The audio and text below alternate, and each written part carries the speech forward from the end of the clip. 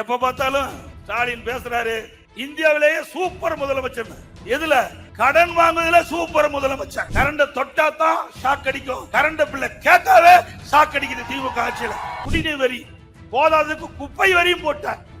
குப்பைக்கு கூட வரி போட்ட ஒரே அரசாங்கம் திமுக அரசாங்கம். ஒரு திட்டத்தை அறிவிப்பார், அதுக்கு ஒரு குழு போட்டுவார். இது வரைக்கும் 52 குழு போட்டிருக்காங்க. 52 திட்டத்தை அறிவிச்சு 52 குழு போட்டு அந்த குழு போட்டா அதோட முடிஞ்சு போச்சு. அவருடைய மகன் திரு உதயநிதி அவர்கள் திரைப்பட விநியோகஸ்தர் வச்சிருக்கார், ரெட் ஜெயிண்ட் மூவிஸ் வச்சிருக்கார். அவர் என்ன பண்றாரு, இந்த பட தயாரிப்புறாங்க பாத்தீங்களா, அதெல்லாம் அடிமாட்டு விலைக்கு வாங்கி வெளியிடுறது. அரசாங்கத்தை விட்டு வைக்கல, திரைப்பட துறையை விட்டு வைக்கல. இதுதான் எனக்கு தான் கொடுக்கும் உதயநிதி ஸ்டாலின், என்னுடைய கம்பெனிக்கு தான் கொடுக்கணும், ரெட் ஜெயிண்ட் கம்பெனிக்கு தான் கொடுக்கணும் அப்படின்னு சொல்லி 12 கோடிக்கு படம் தயாரிச்சிருந்தா 8 கோடிக்கு. இன்றைக்கு அதிமுக ஆட்சி இருந்தது, அம்மா முதலமைச்சர் இருந்த பொழுது தானே புயல் வந்தது. இந்த கடலூர் மாவட்டத்தையே புரட்டி போட்டு போயிட்டு, அந்த அளவுக்கு கடுமையான சேதம். நகரத்திலிருந்து கிராமம் வரை மரங்கள் அத்தனையும் அடியோடு வேரோடு சாஞ்சு போச்சு. அதை சீர் செஞ்சோம். வேளாண் பெருமக்கள் பெரு நஷ்டத்துக்குள்ளாயிட்டாங்க. முந்திரி தோப்பு எல்லா மரமும் உடைஞ்சு போச்சு, பலாமரம் உடைந்து போய்விட்டது. அதற்கெல்லாம் நிவாரணம் கொடுத்த ஒரே அரசாங்கம் அம்மாவுடைய அரசாங்கம். அம்மா இன்றைக்கு அந்த முந்திரி தோப்பில் மரங்கள் எல்லாம் அகற்ற வேண்டும் என்று விவசாயிகள் கோரிக்கை வைத்த உடனே அந்த மரங்கள்லாம் வெட்டி எடுக்கப்பட்டு, மாமரங்கள்லாம் வெட்டி எடுக்கப்பட்டு நிவாரணம் கொடுத்த ஒரே அரசாங்கம் அதிமுக அரசாங்கம், அம்மா அரசாங்கம். விவசாயிகள் மீண்டும் பயிர் செய்ய வேணும், அந்த முந்திரி தோப்பை உருவாக்க வேணும். அதற்காக முந்திரி நாத்துகளை கொடுத்து 4000 ரூபாய் ஒரு மரம் வளர்த்துறதுக்கு ஒரே அரசாங்கம் அதிமுக அரசாங்கம் தான் கொடுத்தது. வேளாண் பெருமக்களை வாழ வைத்தது, விவசாயிகளை வாழ வைத்தது. விவசாய தொழிலாளி அவளுக்கு விலையில்லா கறவை மாடு, விலையில்லா ஆடு, விலையில்லா கோழி எல்லாமே நிறுத்திட்டாங்க. இதுல என்ன பாவம் செஞ்சாங்க? ஏழைகள், கிராமத்திலே வாழுகின்றவர்கள் இரவென்றும் பகலென்றும் மழையும் வெயிலையும் பொருட்படுத்தாம இந்த வெயில்ல உழைக்கின்ற அந்த பெண் தொழிலாளிகளுக்கு கறவை மாடு கொடுத்தோம், விலையில ஆடு கொடுத்தோம், நான் வந்து கோழி கொடுத்தோம். அதையும் நிறுத்தப்பட்டு விட்டது. மீண்டும் அம்மாவுடைய ஆட்சி மலர்ந்தவுடன் அந்த ஏழை பெண் தொழிலாளிகளுக்கு விலையில கறவை மாடுகள் கொடுக்கப்படும், ஆடுகள் கொடுக்கப்படும். எதை நிறுத்தினியோ அதெல்லாம் நாங்க கொடுப்போம். அதிமுக ஆட்சியில மக்கள் நலன் சார்ந்த திட்டத்தை நிறுத்தினதை மீண்டும் தொடருவோம். தாலிக்கு தங்கம், அது என்ன உனக்கு கஷ்டமா இருந்தது? இன்றைக்கு திருமண வயது அடைகின்ற பொழுது பொருளாதார சூழலின் காரணமா திருமணம் தடைபடுகிறது. ஏழை குடும்பத்தில் பிறந்த பெண்கள் உரிய நேரத்தில் திருமணம் செய்ய வேண்டும் என்பதற்காக அம்மா அற்புதமான திட்டத்தை கொண்டாந்தாங்க. 25,000 50,000 திருமண உதவி திட்டம். தாலிக்கு தங்கம் 1 பவுன் கொடுத்தோம். கொடுத்தீங்களா இல்லையே? சொல்லுமா. இப்ப நிறுத்திட்டாரு. இது நியாயமா? ஏழைகள் என்ன பாவம் செஞ்சாங்க? எங்க மேல கோபம் இருந்தா நீங்க பேசுங்க. ஆனா ஏழைகளை கொடுக்கின்ற திட்டத்தை ஏன் நிறுத்துறீங்க? மீண்டும் அம்மாவுடைய அரசு மலர்ந்தா இந்த திட்டம் தொடரும். அது மட்டும் இல்ல, இன்றைக்கு இந்த கடலூர் மாவட்டம் வேளாண் பெருமக்கள் இறந்த மாவட்டம். அதை நம்பி விவசாயி இருக்கிறாங்க, விவசாய தொழிலாளி இருக்கிறாங்க. இந்த ஆட்சி வந்த பிறகு விவசாயிகளுக்கு ஒன்றும் செய்யல, விவசாய தொழிலாளிக்கு ஒன்றும் செய்யவில்லை. விவசாயிகளுக்கு 2 முறை தொடக்க வேளாண் கூட்டுறவு சங்கத்தில் வாங்கிய கடன் தள்ளுபடி செய்த ஒரே அரசாங்கம் அதிமுக அரசாங்கம். விவசாய தொழிலாளிக்கு பசு வீடுகள் கட்டி கொடுத்தோம், உழவர் பாதுகாப்பு திட்டத்தில் உதவித்தொகை கொடுத்தோம். இந்த ஆட்சியில் அதையெல்லாம் நிறுத்தப்பட்டு விட்டது. மீண்டும் அம்மாவுடைய ஆட்சி மலர்ந்த பிறகு பசுமை வீடுகள் ஏழைகள் தேடி குடிசையை தேடி தட்டி கொடுக்கப்படும். அதிமுக ஆட்சி. அம்மா இருக்கும் போது தானே புயல் வந்தது, கடுமையா சேதம். சாதாரண குடிசையில் வாழ்கின்ற மக்கள்லாம் குடிசையெல்லாம் காத்து தூக்கிட்டு போயிட்டு அம்மா பார்த்தாங்க. கடலூர் மாவட்டம் குடிசையில்லா மாவட்டமாக உருவாக்கப்படும் என்று அறிவித்து 1000 கோடி கொடுத்து கிட்டத்தட்ட 90,000 வீடுகள் ஏழைகளுக்காக கட்டி கொடுக்கப்பட்ட ஒரே அரசாங்கம் அதிமுக அரசாங்கம். இப்படி ஏழைகள் எப்பொழுதெல்லாம் பாதிக்கிறார்களோ, மக்கள் எப்பொழுதெல்லாம் பாதிக்கிறார்களோ, அப்பொழுது ஓடோடி வந்து உதவி செய்கின்ற அரசாங்கமாக அனைத்து இந்திய அண்ணா திராவிட முன்னேற்ற கழக அரசும் இருந்தது என்பதை நேரத்திலே நினைவு கூற கடமைப்பட்டிருக்கிறேன்.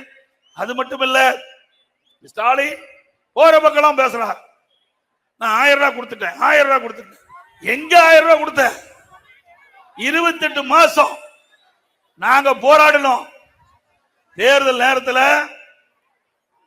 அனைத்து குடும்ப தலைவிக்கும் மாதந்தோறும் 1000 ரூபாய் உரிமை தொகை கொடுப்பேன் என்று உறுதிமொழி கொடுத்து பெண்கள் ஓட்டுகளை பெற்று ஆட்சிக்கு வந்தீங்க.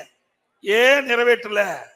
28 மாசம் தொடர்ந்து சட்டமன்றத்தில் பிரதான எதிர்கட்சி தலைவர் என்ற முறையில ஸ்டாலினை வற்புறுத்தி கேட்டுக்கிட்டேன். எங்களுடைய சட்டப்பேரவை உறுப்பினர் பேசுகின்ற பொழுதெல்லாம் பெண்களுடைய கஷ்டத்தை உணர்ந்து ஏன் இந்த 1000 ரூபாய் உரிமை தொகை கொடுக்கல? கொடுத்தப்பட்ட வாக்குறுதியை நிறைவேற்ற நாங்க பேசணும். அதிமுக பொதுக்கூட்டத்தில் முழுவதும் பேசணும், பத்திரிகையில வெளிப்படுத்தினோம், ஊடகத்தில் வெளிப்படுத்தணும், அறிக்கை வாயிலாக வெளிப்படுத்தணும். கொடுக்கவே இல்லை.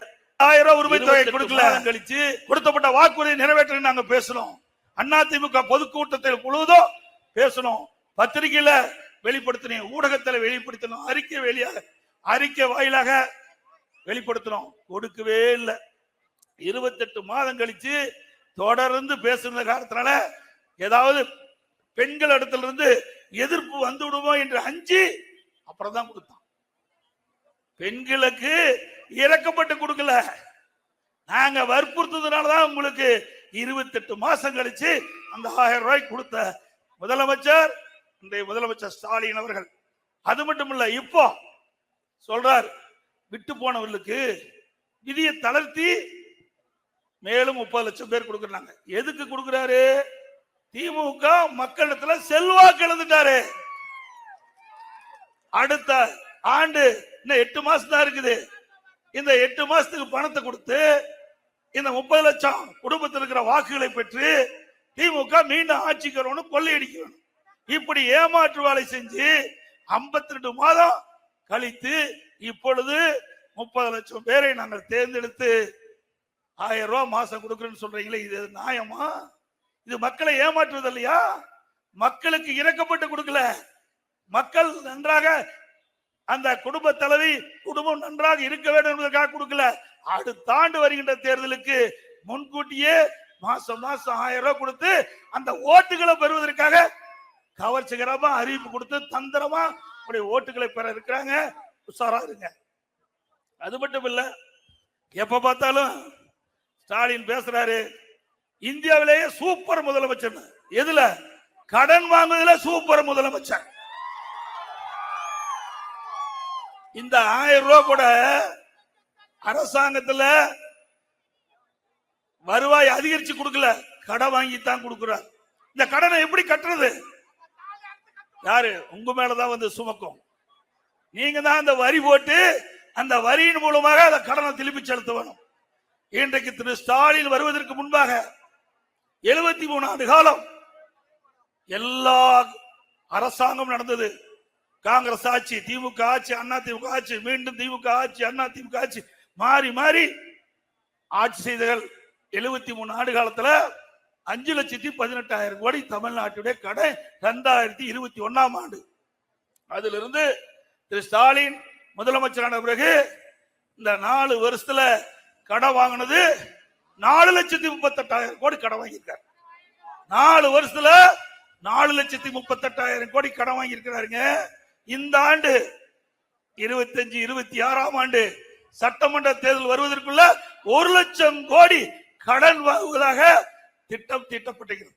அப்படின்னா 5,38,000 கோடி 5 வருஷத்துல கடன் வாங்கி இந்தியாவிலேயே கடன் வாங்குதல முதல் மாநிலம். கடன் வாங்குதல இதுக்காக கூட ஆட்சி கொடுத்தாங்க. ஏப்பா, இதுக்காக ஆட்சி கொடுத்தாங்க. பிறக்கிற குழந்தைக்கு முதலானது 1 லட்சம் கடன். குழந்தை பிறக்கும் போதே கடனோடு தான் பிறகுது. இப்படி கடன் மேல் கடன் வாங்கி மக்கள் மீது வரி சுமத்தி தான் இந்த கடனை திருப்பி அடைக்க முடியும். கடன் கொடுக்கணும், சாதாரண கடன் கொடுப்பது கிடையாது. உலக வங்கி பல்வேறு நாடுகள் இருந்து கடன் வாங்கி திட்டங்களை செயல்படுத்துறோம். அதற்கு வட்டி கட்ட வேணும், வாங்கின பணத்தை திருப்பி செலுத்தணும். எப்படி பண்ண முடியும்? ஏற்கனவே 5,18,000 கோடி கடன். இப்போ 5 வருஷம் நிறைவு பெறுகின்ற பொழுது 5,38,000, கிட்டத்தட்ட பாத்தீங்கன்னா எவ்வளவு? கிட்டத்தட்ட 10,46,000 கோடி என்று கருதுறேன். இப்படி கடன் மேல் கடன் வாங்கி நாட்டு மக்களை கடனிலே தத்தளிக்க விட்ட அரசாங்கம் திமுக அரசாங்கம். இது தேவையா? தேவைங்களா? இப்போ இந்த கடலூர் நகரத்துல இதுக்கெல்லாம் வரி போட்டார். வீட்டுக்கு 100% வரி. 1000 ரூபாய் வீட்டு வரி கட்டினா இப்ப 2000 ரூபாய் கட்டணும். இங்க இருக்கிற கடைக்கு திமுக அண்ணா திமுக ஆட்சியில் 1000 ரூபாய் கடை வரி இருந்தா 180% உயர்த்தி 2500 ரூபாய் கட்ட வேணும். கரண்ட் பில்லு, கரண்ட் தொட்டா தான் ஷாக் அடிக்கும், கரண்ட் பில்ல கேட்டாவே ஷாக் அடிக்குது. திமுக ஆட்சியில் 52% கரண்ட் பில் உயர்ந்துட்டது. வருஷம் 5% கரண்ட் சார்ஜ் உயர்த்தப்படும் என்று அறிவிப்பு கொடுத்து 2 வருஷமா கரண்ட் சார்ஜ 10% உயர்த்திட்டீங்க. இப்படி ஆட்சிக்கு வந்த பிறகு மக்கள் மீது மிகப்பெரிய சுமை சுமத்திட்டு இருக்கிறீங்க. குடிநீர் வரி போதாததுக்கு குப்பை வரியும் போட்டார். குப்பைக்கு கூட வரி போட்ட ஒரே அரசாங்கம் திமுக அரசாங்கம். இந்த அரசாங்கம் வேணுங்களா? மக்களை துன்பப்படுத்துகின்ற அரசாங்கம் தேவையா? அப்புறம் தேர்தல் நேரத்தில் சொன்னாரு, திராவிட முன்னேற்ற கழகம் ஆட்சிக்கு வந்தா கிராமப்புறத்தில் 100 நாள் வேலை திட்டத்தை 180 நாளாக உயர்த்தப்படும், அதுல பணிபுரிகின்ற ஊழியர்களுக்கு ஊதியம் உயர்த்து வழங்கப்படும் சொன்னாங்க.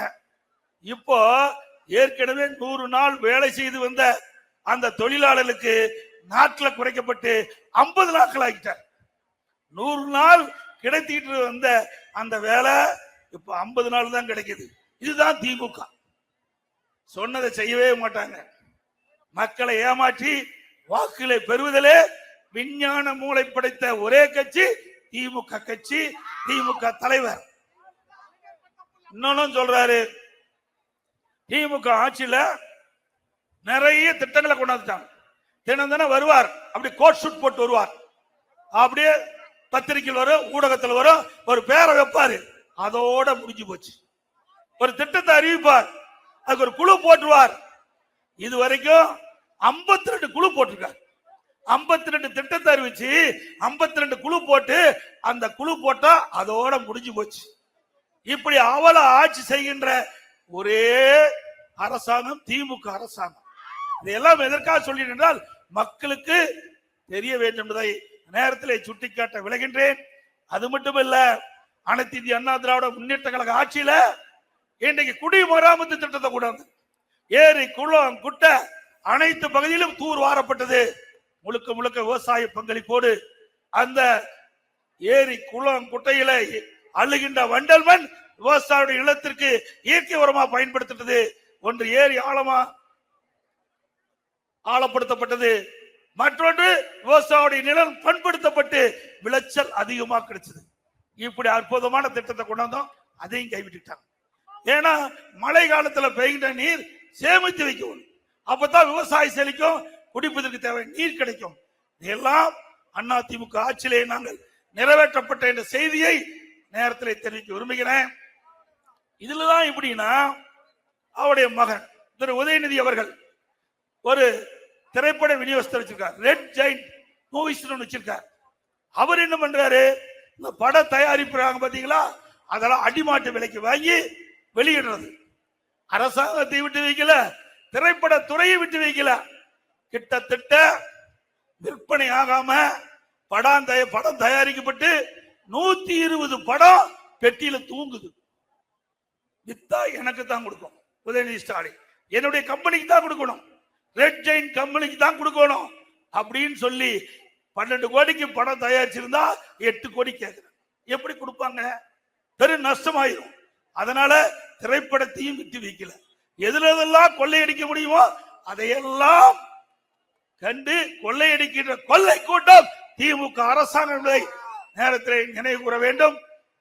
அதோட இன்னைக்கு எதுல பார்த்தாலும் கமிஷன், கலெக்ஷன், கரப்ஷன் எல்லா துறையிலும் நடக்குதுல்ல இல்லையா? உதாரணத்துக்கு இன்றைக்கு டாஸ்மாக் கடைக்கு போனா 10 ரூபாய் சேர்த்து கொடுத்தா தான் பாட்டில் கிடைக்கும். ஒரு நாளைக்கு 1.5 கோடி பாட்டில் விற்குது. அப்படின்னா எந்த மேலிடம்னு தெரியல. மாசத்துக்கு கிட்டத்தட்ட 450 கோடி, வருஷத்துக்கு கணக்கு போட்டுங்க 5400 கோடி.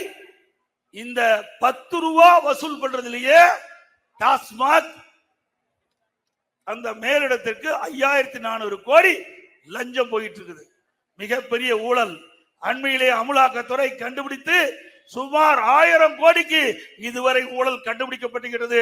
மேலும் 40,000 கோடி இந்த ஆட்சி அமைந்த பிறகு இந்த துறையில் ஊழல் நடந்திருப்பதாக கணக்கிட்டு இருக்காங்க. அதெல்லாம் வெளியில் வரும்போது பெரிய பெரிய திமிங்கலம் மாட்டும். பெரிய அது யாரு நீங்களே முடிவு பண்ணீங்க. அடுத்த 2026ஆம் ஆண்டு தேர்தல் வரும்போது பல பேர் பத்திரமா இருப்பாங்க, இருக்கிற இடத்துல பத்திரமா பாதுகாப்போட இருப்பாங்க. அது வரைக்கும் போடுறாங்க ஆட்டம். உடைய ஆட்டம் பாட்டம் எல்லாம் இன்னும் 8 மாசம் தான். 8 மாசம் தான் உடைய ஆட்டம் பாட்டம் இருக்கும். 8 மாதம் கழித்து ஆட்சி மாற்றம் வரும். ஒரு சிறப்பான ஆட்சி அதிமுக அரசு அமைக்கப்படும். அதோட விலைவாசி உயர்வு நீங்க பாத்தீங்கன்னா இன்னைக்கு அரிசி விலை அதிமுக ஆட்சியில 2021 பச்சரிசி சாப்பாட்டு அரிசி 50 ரூபாய்க்கு 1 கிலோ விற்றது. இப்ப 77 ரூபாய்க்கு விற்கிறது. 1 கிலோ அரிசி 77 ரூபா. 27 ரூபா இந்த 5 ஆண்டுல 4 ஆண்டுல விலை உயர்ந்திருக்குது. பொன்னி புழுங்கல் அரிசி 1 கிலோ கிட்டத்தட்ட 50 ரூபா இருந்தது. இப்ப 72 ரூபாய்க்கு விற்குது. 22 ரூபா அதிகம். இட்லி புழுங்கரிசி 30 ரூபாய்க்கு இருந்தது. இப்ப 48 ரூபா திமுக ஆட்சியில. கடலை எண்ணெய் அதிமுக ஆட்சியில 1 கிலோ 130 ரூபா. இப்ப 190 ரூபாய்க்கு விற்குது. நல்லெண்ணெய் 1 கிலோ 250 ரூபா அதிமுக ஆட்சியில. இப்ப 400 ரூபாய்க்கு 1 கிலோ விற்குது. துவரம்பருப்பு 1 கிலோ 74 ரூபாய்க்கு விற்றது. இப்ப 130 ரூபாய்க்கு விற்குது. உளுத்தம்பருப்பு 79 ரூபாய்க்கு அதிமுக ஆட்சியில விற்பனை செய்தது. இப்ப 120 ரூபாய்க்கு விற்குது. இப்படி நாம் வாங்கி அன்றாட பயன்படுத்தக்கூடிய உணவுப் பொருட்களுடைய விலை விண்ணை முட்டிக்கிட்ட அளவுக்கு உயர்ந்துட்டது. இதையெல்லாம் குறைப்பதற்கு இந்த அரசு நடவடிக்கை எடுக்கல. எந்த அரசு சிறந்த அரசு என்பதை நீங்களே முடிவு செய்யுங்க. அதிமுக ஆட்சியில விலைப்பட்டியல கொடுத்திருக்கிறேன், திமுக ஆட்சியில விலைப்பட்டியல கொடுத்திருக்கிறேன். அப்ப அதிமுக ஆட்சிக்கு திமுக ஆட்சிக்கு ஒப்பிட்டு எந்த ஆட்சி சிறந்த ஆட்சி என்பதை நீங்கள் தேர்வு செய்யுங்கள். உங்களை எல்லாம் வந்து சந்திக்கின்ற பொழுது ஏமாத்தி வாக்குகள் வாங்குவதற்காக அல்ல, நடந்த சம்பவம் சொல்லுகிறேன். இங்க போய் வீட்டுல நிம்மதியா ஓய்வு எடுக்கின்ற பொழுது நான் பேசிய கருத்துக்களை நினைவு கொண்டு அதிமுக ஆட்சி எப்படி சிறந்த ஆட்சி, திமுக ஆட்சி எப்படி அவளாச்சு கம்பேர் பண்ணுங்க. அப்புறம் எங்களுக்கு ஓட்டு போடுங்க. அப்படித்தானே கேட்கிறோம். ஏன்னா மக்கள் பிழைக்க வேண்டும், மக்கள் வாழ வேண்டும். அதுதான் ஒரு அரசாங்கம். அதோட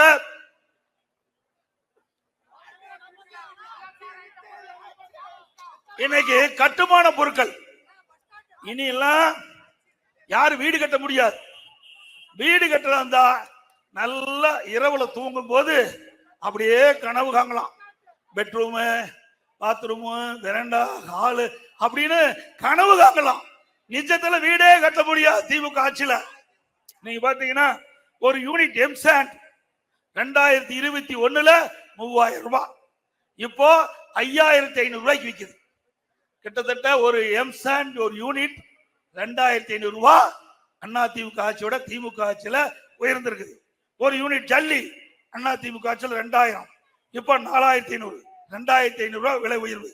ஒரு டன் கம்பி அதிமுக ஆட்சியில 40,000, திமுக ஆட்சியில 70,000 ஒரு டன் கம்பி. ஒரு செங்கல் 6 ரூபாய்க்கு விற்பனை செஞ்சது, இப்போ 10 ரூபா ஒரு செங்கல். மரத்தை கேட்க வேண்டியதே இல்லை, உச்சபட்ச விலைக்கு போயிட்டது. சிமெண்ட் ஏழைகளுக்கு யூனியன் மூலமா நகராட்சி மூலமா 190 ரூபாய்க்கு அம்மா சிமெண்ட் கொடுத்தோம். சொல்றாங்க வெளியில 350 ரூபாய்க்கு விற்குது. சிந்திச்சு பாருங்க, 190 ரூபாய்க்கு வித்தது போய் 350 ரூபாய் கொடுத்து சிமெண்ட் வாங்கணும். இப்படி கட்டுமான பொருட்கள் அனைத்தும் விலை உயர்ந்துட்டது. எப்படி வீடு கட்ட முடியும்? சாதாரண மக்கள், நடுத்தர மக்கள் வீடு கட்டிக்கிட்ட நிலையே இல்ல. கனவுல வீடு கட்டி மகிழ்ந்துக்கலாம். இந்த ஆட்சி ஒரு அவலாட்சி என்பதற்கு இதுவே சான்று என்பதை புள்ளி உரத்தோடு உங்களிடத்தில் தெரிவிக்க விரும்புகின்றேன். அது மட்டுமல்ல,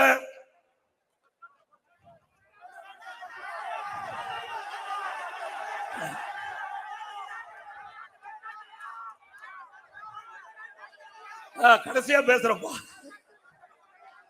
அது மட்டுமல்ல, நீங்க கேட்டுக்கொண்டிருக்கிறீங்க, இந்த கடலூர் நகரத்துல மாவட்ட ஆட்சியாளர் அலுவலகத்துக்கு அருகில அதிமுக ஆட்சி இருக்கின்ற பொழுது அறிவிச்சவர் MC சம்பத் அவர்கள் அமைச்சராக இருந்த காலத்துல ஒரு 18 ஏக்கர் நிலத்தை கையகப்படுத்தி பிரம்மாண்டமான நவீன பேருந்து நிலையம் அமைக்கப்படும் என்று அறிவிப்பு கொடுத்து அரசாணை வெளியிட்டோம்.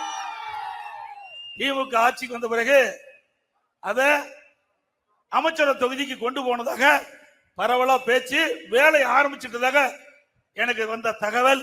இது கண்டிக்கத்தக்கது. கடலூர் நகரத்துல இந்த பேருந்து நிலையம் அமைச்சாதான் அனைவருக்கும் நலன். நகர மக்களுக்கும் சரி, கிராமத்திலிருந்து நகரத்துக்கு வந்தாலும் எளிதா வந்துட்டு போலாம்.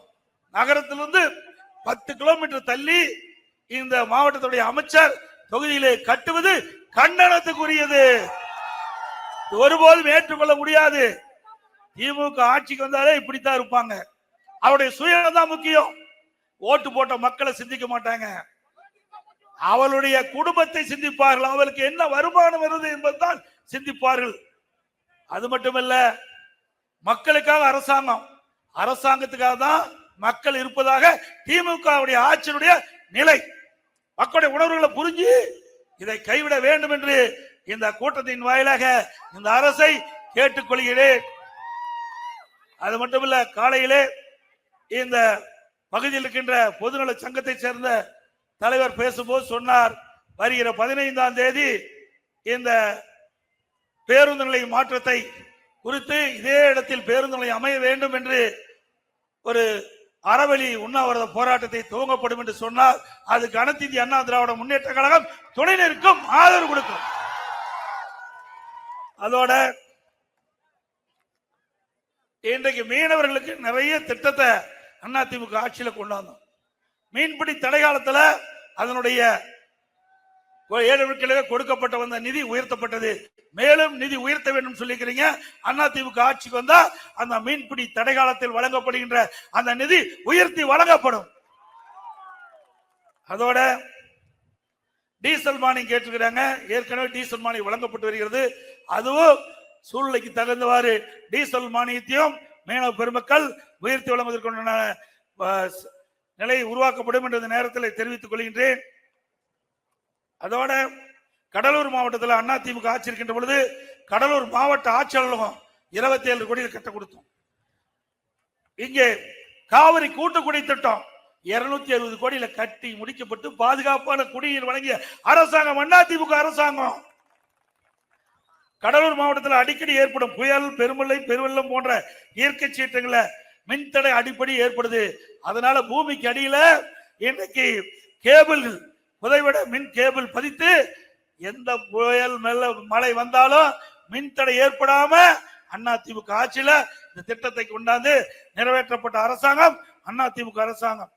கடலூர் மாநகரத்தில் குறைந்த மின்னழுத்தை தவிர்க்க கடலூர் செம்மண்டலத்தில் ரூ.60 கோடி மதிப்பீட்டில் புதிய துணை மின் நிலையம் ஒன்று ஏற்படுத்தி கொடுக்கப்பட்டது. கடலூர் மாநகராட்சி பகுதியில் 43 கோடி ரூபாயில மழைநீர் வடிகால் பணிகள் நிறைவேற்றப்பட்டிருக்கின்றன. கடலூர் போக்குவரத்து நெரிசலை குறைப்பதற்கு சுமார் 18 கோடி மதிப்பீட்டில் கடலூர் முதல் மேல்பட்டாகம் வரை கஸ்டம்ஸ் சாலை புதிதாக அமைக்கப்பட்டது. கெடிலம் ஆற்றில் சுமார் 16 கோடி மதிப்பீட்டில் தடுப்பணை அமைக்கப்பட்டது. கடலூர் அரசு மருத்துவமனை 8 கோடி ரூபாயில அவசர சிகிச்சை பிரிவு மற்றும் டயாலிசிஸ் பிரிவு கொண்டு வந்து அந்த ஏழை மக்களுக்கு தேவையான மருத்துவ சிகிச்சை அளிக்கப்பட்டது. அதோட அந்த கடலூர் அரசு பொது மருத்துவமனையில மகப்பேர் மருத்துவமனை 10 கோடியில கட்டி கொடுத்த அரசாங்கம் அதிமுக அரசாங்கம். மீனவர்கள் பாதிக்காமல் இருப்பதற்கு தூண்டில் விளைவு 10 கோடியில கட்டி கொடுத்திருக்கிறோம்.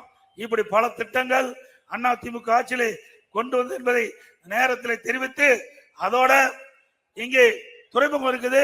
இந்த துறைமுகத்துக்கு அதை விரிவுபடுத்துவதற்காக நவீனப்படுத்துவதற்காக 150 கோடி அதிமுக அரசு இருக்கின்ற ஒதுக்கி இன்னும் அந்த பணி நிறைவேறாம அப்படியே ஆம வேகத்தில் இருக்குது. அது கண்டனத்துக்குரிய என்பதை நேரத்தில் தெரிவிக்க விரும்புகின்றேன். அதோட திராவிட முன்னேற்ற கழக ஆட்சியில அண்ணா நிறைய திட்டங்களை கைவிட்டுட்டாங்க. அதிமுக ஆட்சியில் கொண்டு வரப்பட்ட பல திட்டங்களை கைவிட்டுட்டாங்க. அதோட இங்கதான் வேளாண் துறை அமைச்சர் இருக்கிறார். அவர் சட்டமன்றத்திலையும் தெரிவித்தார். அதோட திரு ஸ்டாலின் அவர்கள் திராவிட முன்னேற்ற கழக தேர்தல் அறிக்கையில் வெளியிட்டார். கரும்பு விவசாயிகளுக்கு ஒரு டன் கரும்புக்கு ஆதார விலையாக 4000 ரூபாய் கொடுக்கிறார். கொடுத்தாங்களா? இல்ல. நெல்லுக்கு ஒரு குவிண்டாலுக்கு 2500 ரூபாய் கொடுக்கிறார். கொடுத்தாங்களா? இப்படி விவசாயிகளையும் ஏமாற்றிய அரசாங்கம் திமுக அரசாங்கம் என்பதை இந்த நேரத்தில் தெரிவித்து அப்ப அடிக்கடி சொன்னாங்க.